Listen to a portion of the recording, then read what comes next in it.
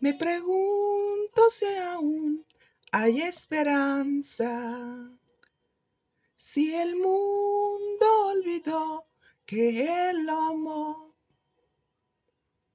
Me pregunto si recuerdo cuál fue el precio, si el mundo olvidó que Él ya venció. ¡Qué solución total para la humanidad! Un Salvador es lo que necesitamos, te necesitamos, Cristo Jesús. Los pecados perdonados, corazones transformados.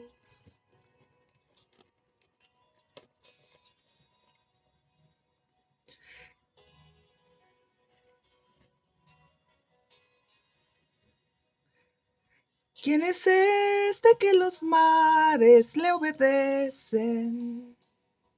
Que al ciego él sanó y perdonó. ¿Quién es este que al hablar demonios huyen? Con tan solo susurrar, todo vuelve a su lugar. La solución total para la humanidad. La solución total para la humanidad. Un Salvador es lo que necesitamos, te necesitamos, Cristo Jesús. Los pecados perdonados, corazones transformados.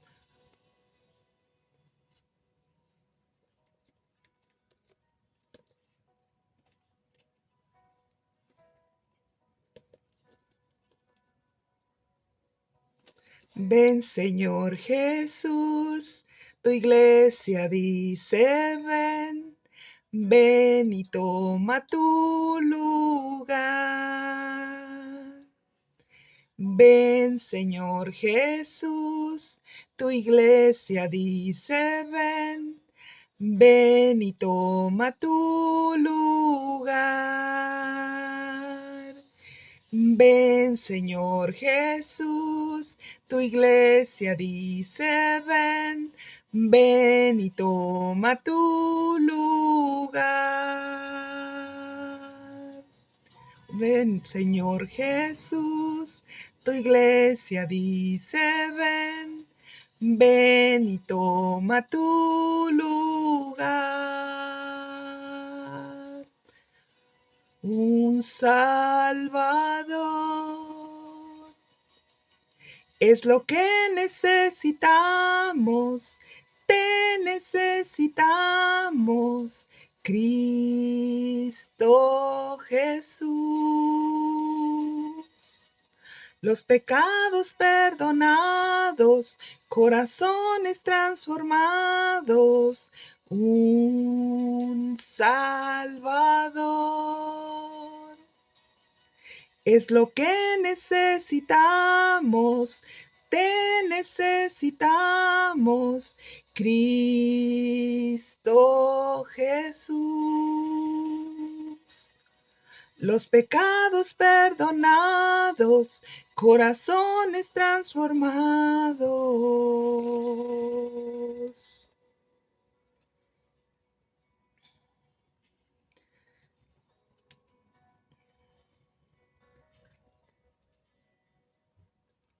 Ese día que tú regreses,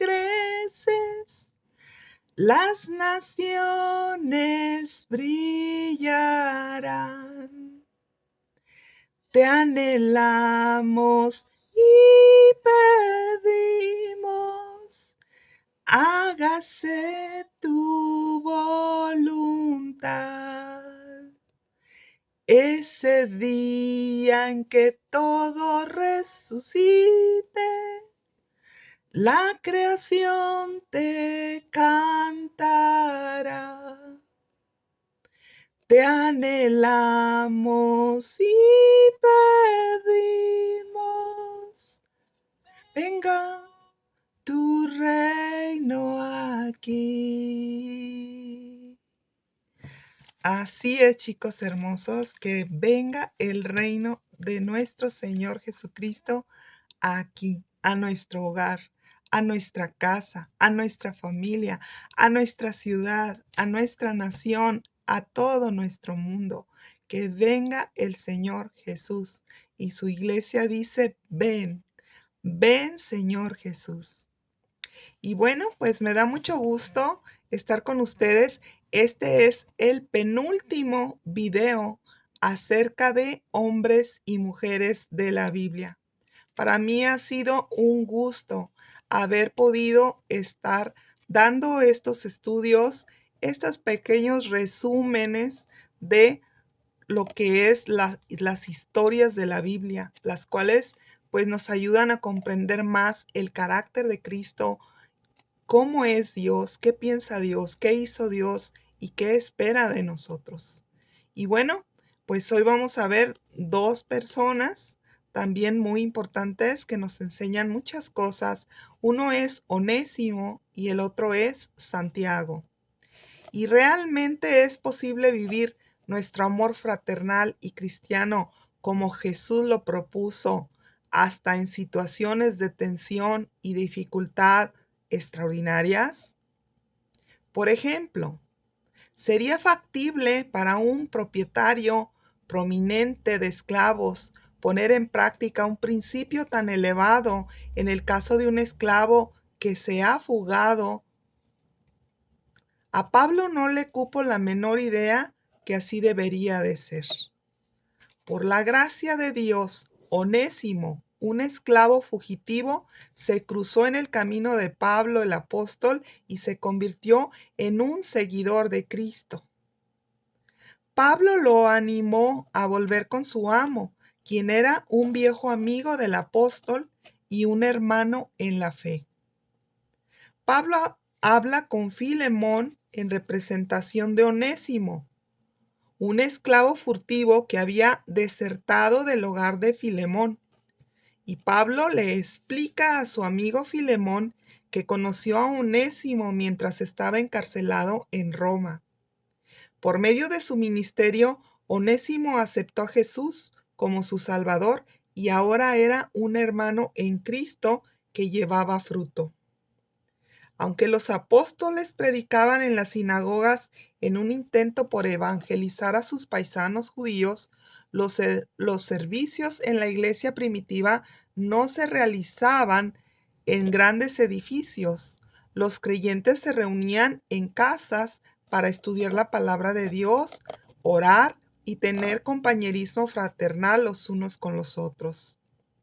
Hechos 2:42 dice que perseveraban en la doctrina de los apóstoles y en la comunión unos con otros, en el partimiento del pan y en las oraciones.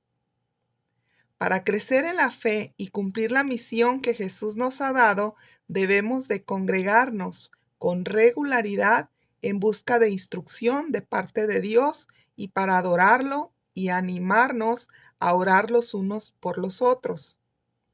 Dios nunca llama a un cristiano a una vida solitaria de fe. Más bien es en el compañerismo con otros creyentes que podemos llegar a hacer todo aquello para lo cual fuimos creados.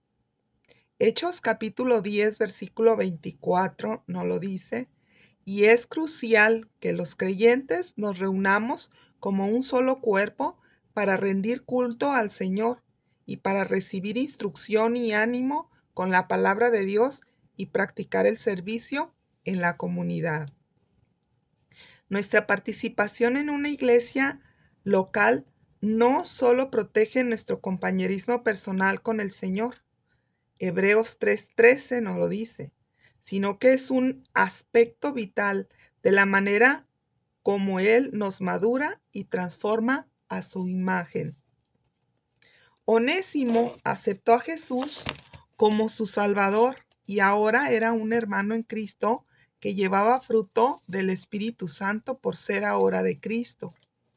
El apóstol Pablo le escribió a Filemón, el dueño de Onésimo, esperando su deseo de quedarse con él nuevo convertido, y dijo: yo quisiera retenerle conmigo, dijo Pablo, para que en tu lugar me sirviese a mí en mis prisiones por el Evangelio. Con mucho tacto y ternura, Pablo le pide a Filemón que reciba de vuelta a Onésimo con el mismo amor y compromiso con que recibiría a Pablo.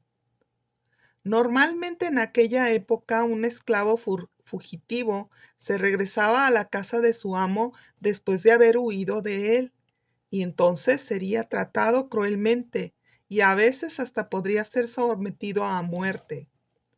Pero el apóstol Pablo le recuerda encaradamente a Filemón que en Cristo ahora Onésimo es coheredero de la gracia de Dios y debería de ser tratado como tal. Conociendo bien a Filemón, Pablo se siente confiado que al deshacerse de todo, ahora será amor y perdón. Entre Filemón y Onésimo, con ello el Señor Jesús iba a ser glorificado en esa situación. Filemón era probablemente uno de los convertidos de Pablo y su casa en Colosas de seguro era usada para reuniones de la iglesia, puesto que esta carta va dirigida a él desde el versículo 1. Aunque Onésimo estaba condenado por la ley romana para los esclavos por haber huido de su amo. Onésimo se había convertido también en un amigo personal de Pablo que le ayudó a sus necesidades personales mientras estuvo preso. Sin lugar a duda, este hombre que se había fugado de casa del amo tenía mucho miedo de regresar con Filemón, su amo. Debió de ser un extremo difícil para Onésimo hacer lo correcto, que era regresar a Colosas y aceptar cualquier castigo que le esperara. Lo más probable es que esto también haya pasado mucho en el corazón de Pablo, quien había entablado una amistad cercana y lo había visto madurar en la fe bajo su guía espiritual. Seguramente ambos eran conscientes de que Filemón tenía derecho de someterlo a muerte al nuevo convertido a consecuencias de sus delitos. Como creyentes, no nos corresponde evitar las dificultades de la vida, sino enfrentarlas y cruzar sobre ellas. Con la ayuda de Dios, todo esto es posible. Por lo tanto, esta historia de Onésimo nos enseña la obediencia y confirma el amor que Onésimo tenía y crecía por el Señor, de tal manera que él mismo llevó consigo esta carta a Filemón, su antiguo amo. Pablo animó a Filemón a tomar la decisión correcta por voluntad propia. De igual modo, el Señor nos dará oportunidades para seguirlo en la fe. Y deberíamos de hacer lo mismo sin importar el precio que tengamos que pagar. Dios tiene el poder para obligarnos a hacer lo correcto delante de Él, pero casi nunca opta por hacer uso de su poder. ¿Por qué no?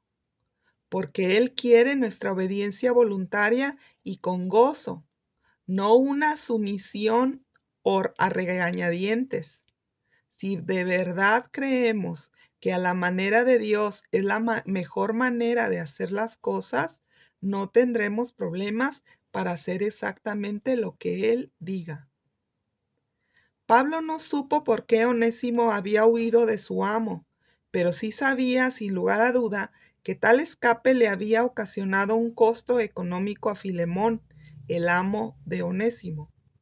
Pero Pablo entendía que confiar en Dios en esta situación requería ver más allá de los razonamientos humanos. Es indudable que el Señor tenía un gran propósito tanto por Onésimo como por Filemón, y el Señor sería al final glorificado por las dos vidas de estos hombres. Quizás hoy nos preguntemos qué clase de ministerio podría tener un esclavo furtivo en la Roma antigua. Pero Onésimo llegó a ser en un extremo importante y de gran ayuda al servicio del apóstol Pablo. Esto demuestra cómo Dios puede tomar nuestros errores pecaminosos y darles vuelta para su gloria. Mientras que nosotros veamos solamente un criado desertor, el Señor vio una persona con gran potencial que Pablo podría equiparlo para un ministerio especial. Lo único que sí se requirió de su parte es que Onésimo diera un paso de rendición total a los mandatos de Dios. El apóstol pidió a- y le dijo a su amigo Filemón: si en algo te he dañado o te debe algo, ponlo a mi cuenta. Yo, Pablo, lo escribo de mi propia mano, que yo te lo pagaré. Qué oferta tan asombrosa. Básicamente, Pablo le recuerda a Filemón lo que Cristo hizo en la cruz por todo aquel que cree en él y le ha entregado su vida. Jesús canceló la deuda de nuestros pecados. Esto dice Romanos capítulo 6, versículo 23. Y lo único que hemos ganado por nuestros pecados es la muerte y la condenación eterna. Por eso solo tenemos dos opciones en esta vida. Antes de entregar nuestra vida a Cristo, íbamos a recibir la paga por nuestros pecados, perdiendo la vida eterna con Dios. Pero al aceptar a Jesús, que nos perdona y recibe para regalarnos la vida eterna, Él mismo dijo: yo soy el camino, la verdad y la vida eterna. El que venga a mí no lo dejo afuera, sino que también le doy la vida. La decisión es nuestra. Es negarnos a nosotros mismos y entregar nuestra vida a la voluntad de Dios diariamente. Eso es lo que quiere decir tomar la cruz de Cristo. Es hacer su voluntad cada día y seguirlo. No voy a hacer lo que yo quiero, sino lo que manda Dios en su palabra. Eso es tomar nuestra cruz cada día, obedeciéndolo. También tomamos la cruz de Jesús cada vez que sufrimos de alguna manera por identificarnos con Él y con su causa. Pero también tomamos la cruz. No siempre incluye aflicción o persecución en términos generales. Puede significar que renunciamos a algo o que deseábamos mucho a fin de hacer la voluntad de Dios. Cuando lo obedecemos, nos colocamos en la posición para recibir del Señor una mejor bendición. Tome su cruz y sepa que el Señor le ayudará, la tomará también con usted. Jesús se llevó nuestros pecados y recibió la ira divina de Dios Padre por todos nuestros pecados cometidos en nuestra vida. A cambio de esa ira, Jesús nos dio su justicia para que pudiéramos tener una relación cercana e íntima con Él. Con esta historia de Onésimo aprendimos que damos gozo a los demás cuando actuamos en obediencia a Dios. Confortamos nuestros corazones cuando el amor de Jesús podría a- estaría a través de nosotros y tomaríamos buenas decisiones, unas decisiones piadosas. Este es nuestro progreso en la fe.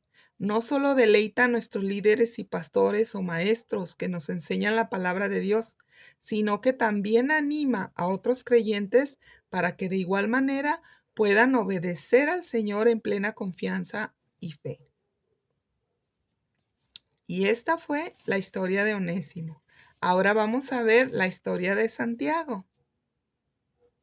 Santiago, en la forma griega, su nombre quiere decir Jacobo, o el nombre de Jacobo significa Santiago.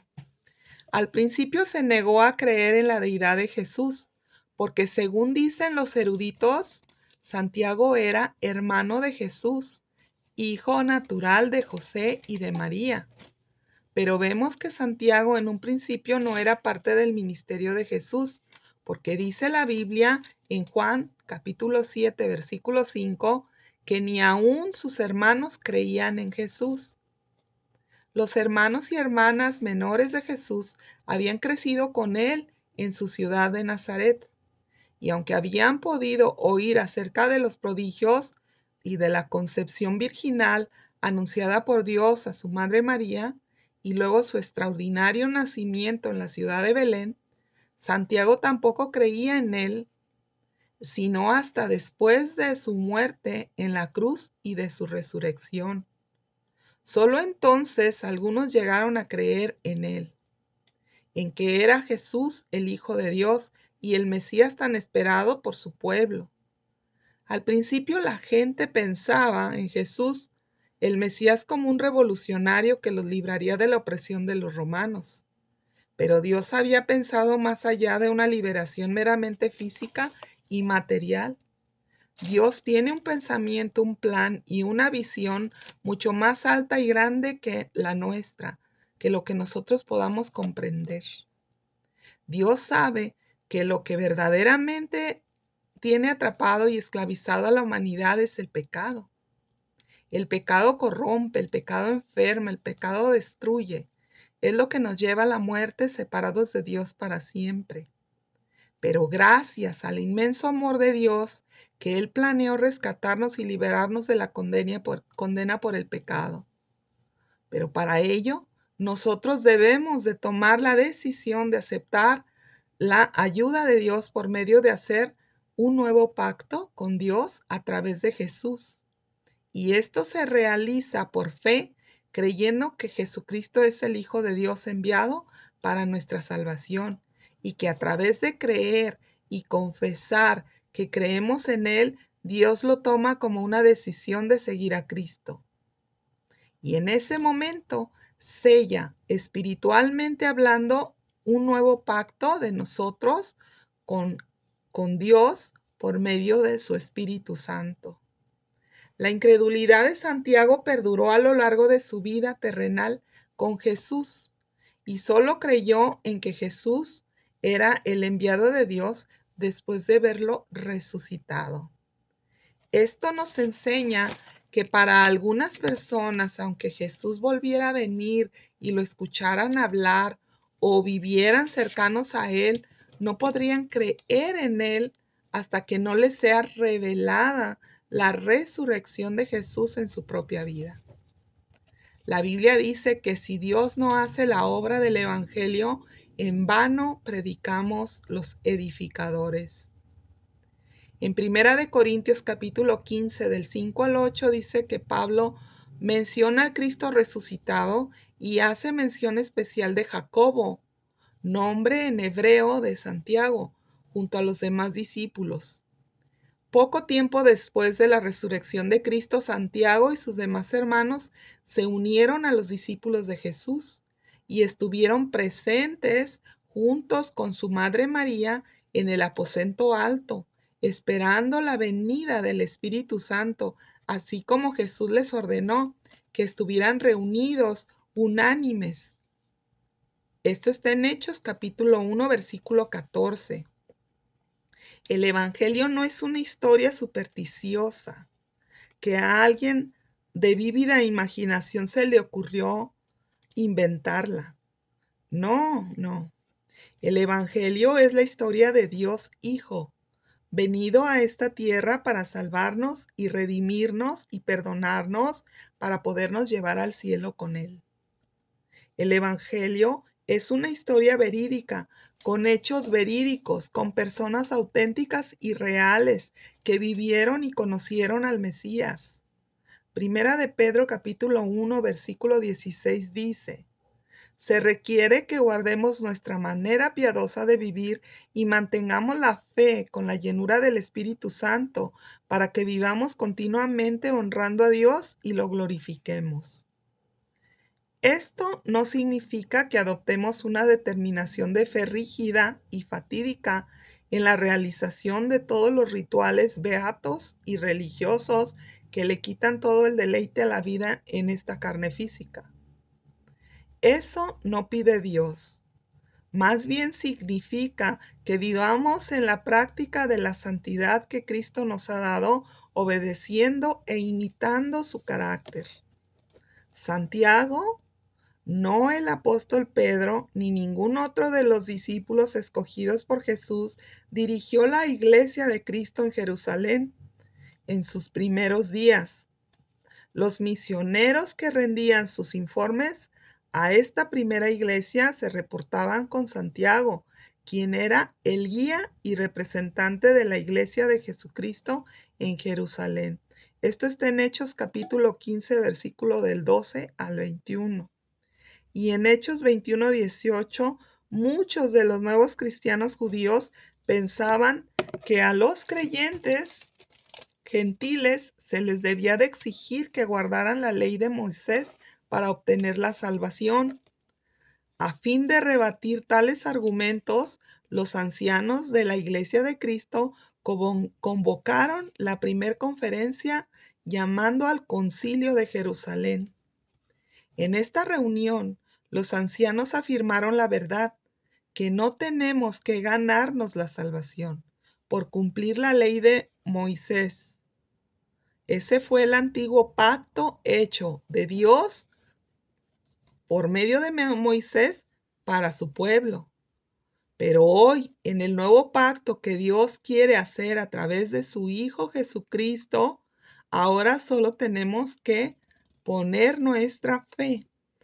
Todo aquel que creyere que Jesucristo es su Redentor, recibirá la vida eterna, porque de su pura gracia Él nos ha llamado, ya no por obras para que nadie se gloríe. Esto dice Efesios capítulo 2, versículo del 4 al 9, que lo explica claramente. Este es el fundamento del nuevo pacto dictado por Dios para la humanidad, que solo a través de creer en Jesucristo hay salvación y vida eterna. Antes de creer en Jesucristo como el Hijo de Dios que vino a salvarnos y redimirnos del pecado, estábamos muertos en el Espíritu para Dios.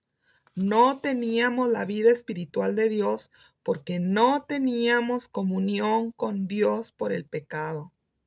Estábamos ciegos en nuestros delitos y pecados, viviendo nuestro propio camino, haciendo nuestra vida a nuestra manera y entendimiento tradicional y terrenal.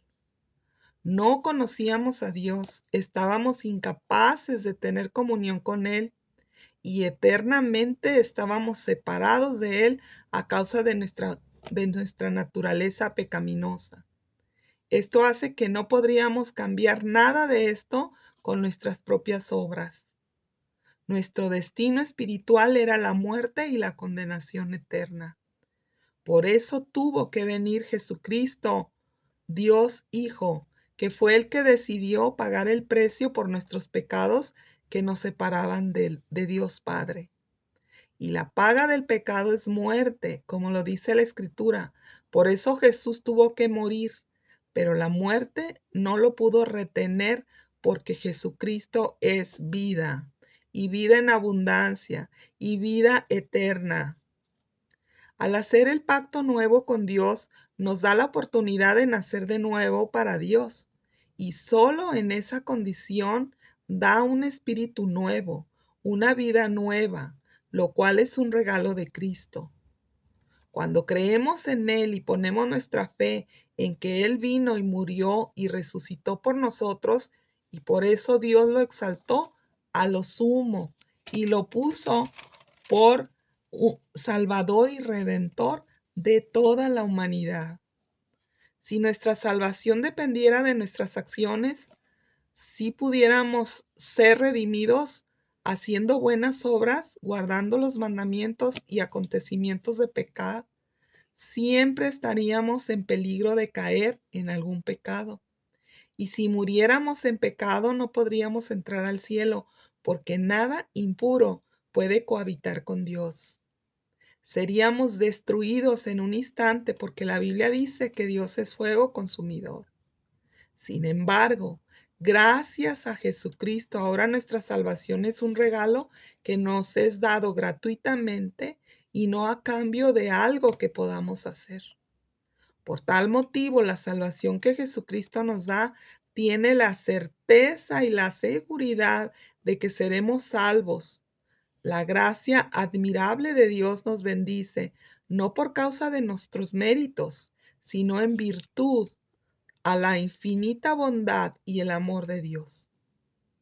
Santiago nos demuestra que hasta cuando nos sentimos más familiarizados con el Señor y creemos que ya lo conocemos a la perfección, Él todavía puede sorprendernos y cambiar nuestro pequeño mundo.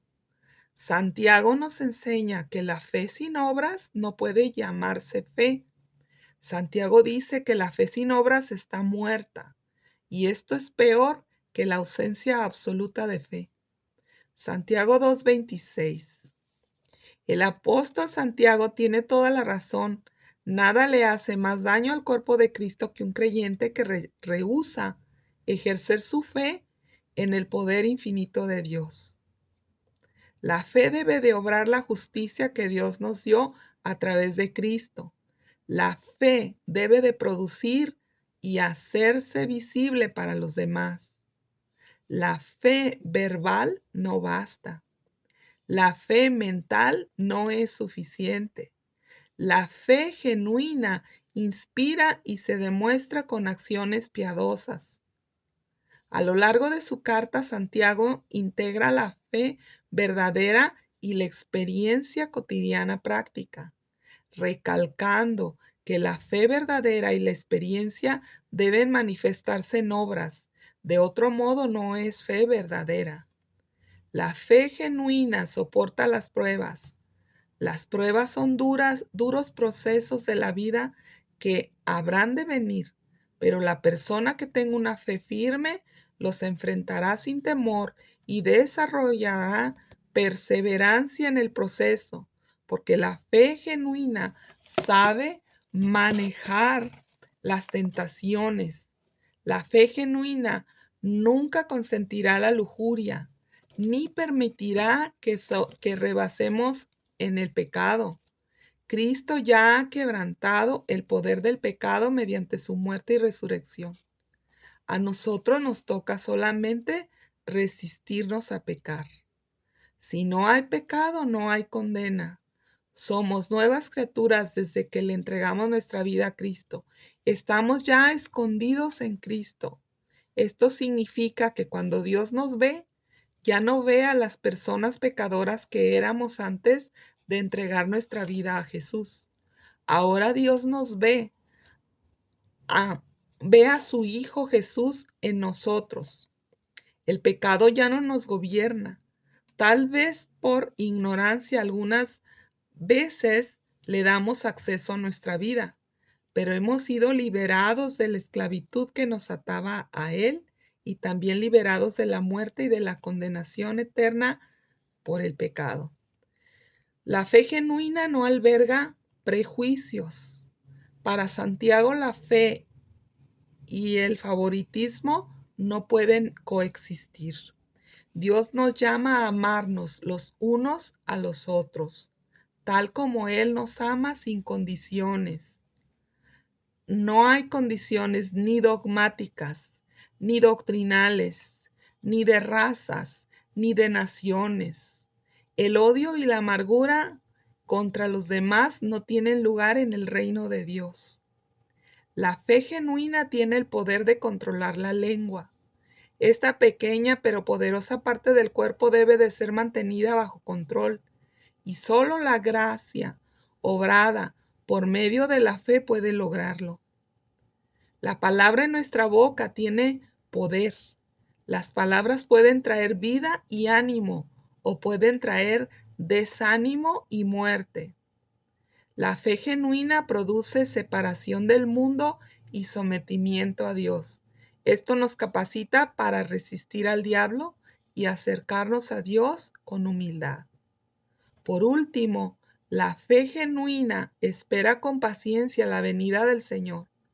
Aunque los problemas y las pruebas nos causen aflicción, la fe en el regreso de Jesucristo extingue toda queja.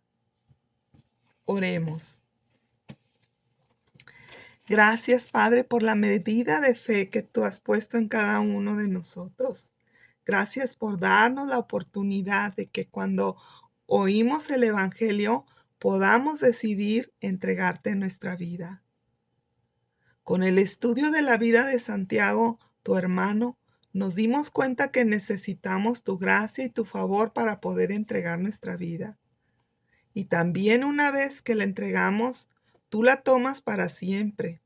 Tu palabra dice que los que te vemos a ti, los que venimos a ti, tú no nos echas fuera, y que todo lo que el Padre te ha dado, tú lo cuidas siempre. Gracias, Padre, por esta compañía que no nos abandona todos los días de nuestra vida en esta tierra. En el nombre de Jesús, amén. Y bueno, chicos, pues ahora no me puedo despedir, ya saben, sin antes preguntar si hay alguna persona nueva que nunca ha visto un video como estos o que le gustaría hoy, decide entregarle su vida a Jesucristo. Le pido de favor que haga esta oración conmigo, que le diga así a Jesús. Dígale: Señor Jesús, hoy te acepto como mi único y suficiente Salvador de mi vida. Señor Jesús, perdóname todo lo que te he ofendido de pensamiento, palabra y obra. Lávame y límpiame con tu preciosa sangre. Yo creo que tu obra en la cruz me dejó limpio de toda iniquidad. Por favor, escribe mi nombre en el libro de la vida y séllame con tu Santo Espíritu. Te lo pido, por favor.